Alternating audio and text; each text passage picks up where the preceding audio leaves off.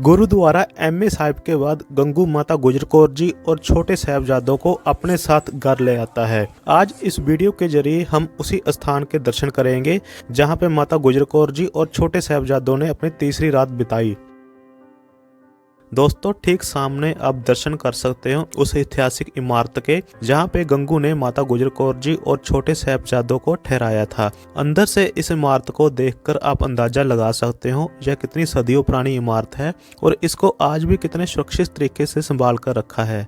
आप दर्शन कर सकते हो उस पलंग के जिसके ऊपर माता गुजर कौर जी और छोटे साहिबजादों ने रात बिताई थी।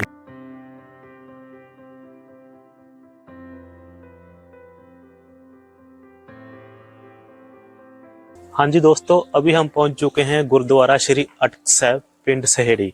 तो आप ठीक मेरे पीछे दर्शन कर सकते हैं गुरुद्वारा श्री अटक साहिब, जो नई बन रही इमारत है।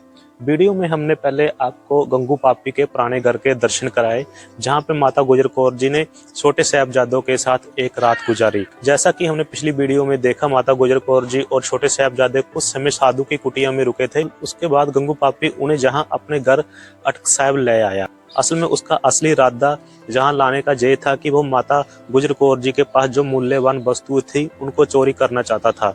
जैसे ही माता गुजर कौर जी रात को सोते हैं, वो चुपके से उनके जो मूल्यवान चीजें होती हैं वो चोरी कर लेता है और सुबह चोरी के संदेह से बचने के लिए खुद माता गुजर कौर जी को जाकर कहने लगता है कि पास वाले गांव में कुछ चोर आए हैं, इसलिए वो अपनी मूल्यवान चीजों को संभाल कर रखे। जैसे ही माता गुजर कौर जी अपने मूल्यवान चीजों को देखते हैं, वो पाते हैं कि वो चोरी हो चुकी हैं। माता गुजर कौर जी इसके बारे में गंगू से जब बात करने लगते हैं, तब गंगू क्रोधित होकर जानबूझकर माता के सामने चिल्ला चिल्लाकर बोलने लगता है कि एक तो मैंने आपको पनाह दी और दूसरा आप मेरे ऊपर शक कर रहे हैं। इससे अच्छा है कि मैं आपको सूबे सरहंद के हवाले कर दूं और इनाम प्राप्त कर लूं। इसलिए गंगू पापी उनको अपने घर से जाने के लिए बोल देता है और पिंड के चौधरी को जाकर ये बोल देता है कि माता गुजर कौर जी और छोटे साहिबजादे उसके घर ठहरे हुए हैं। जब पिंड का चौधरी गंगू पापी के साथ घर आकर चेक करने लगता है, तब तक माता गुजर कौर जी जहां से कुछ दूरी पे जा चुके होते हैं। तो उस स्थान पे वो उनको कैदी बनाकर रथ पर आगे लेकर जाते हैं। तो अभी हम आगे दर्शन करेंगे उस स्थान पे जहां पे माता गुजर कौर जी और छोटे साहिबजादों को रथ पे गिरफ्तार कर लेकर गए थे, गुरुद्वारा रथ साहिब।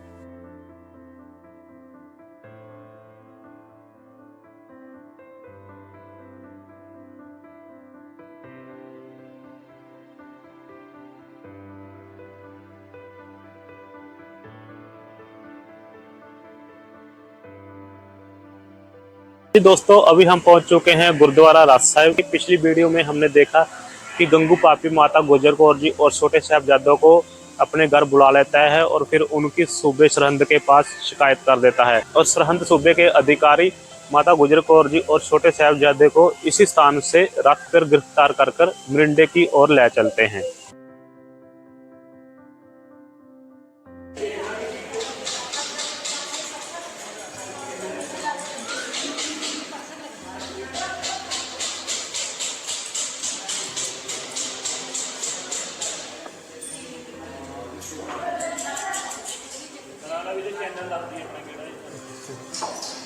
क्राउड एक्सप्लोर है।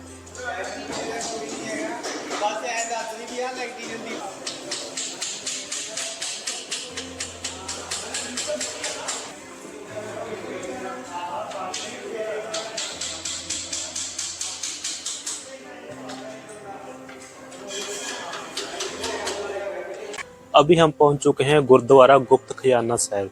आप ठीक मेरे पीछे दर्शन कर सकते हैं गुरुद्वारा गुप्त खजाना साहिब। तो दोस्तों, ये भी नई इमारत तैयार की जा रही है। तो यही वो जगह है जहाँ पर गंगू पापी जी ने माता गुजर कौर जी के गहनों को धरती में छुपा दिया था, ताकि पहले वो माता गुजर कौर जी और छोटे साहिबजादों को सरहंद के सूबे के हवाले कर उनसे नाम लेगा और बाद में जहाँ से आकर गुप्त खजाना जो उसने छुपाया हुआ था वो निकाल लेगा। लेकिन जब उसने जहाँ आकर देखा तो वो खजाना गुप्त हो चुका था, जिस कारण इस गुरुद्वारा साहिब का नाम गुप्त खजाना पड़ा।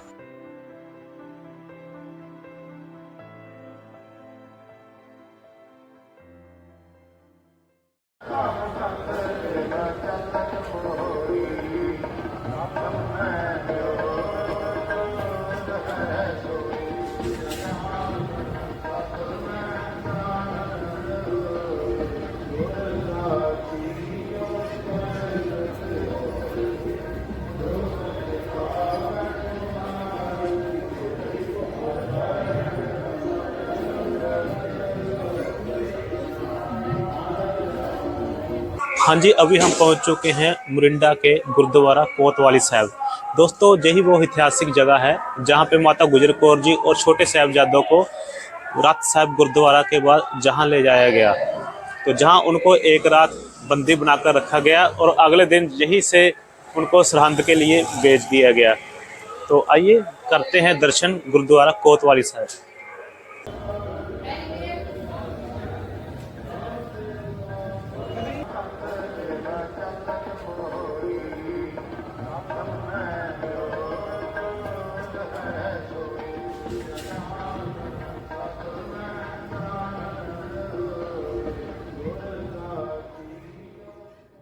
कोतवाली साहिब यह वही जगह है जहाँ पे माता गुजर कौर जी और छोटे साहिबजादों को बंदी बनाकर रखा गया था।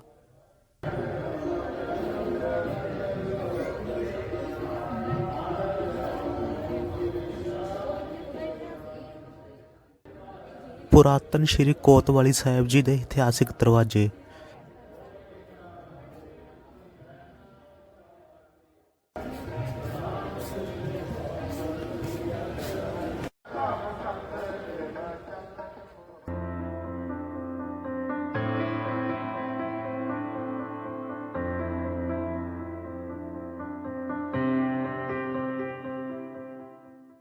हाँ जी दोस्तों, अभी हम पहुंच चुके हैं गुरुद्वारा शहीद गंज साहिब मोरिंडा।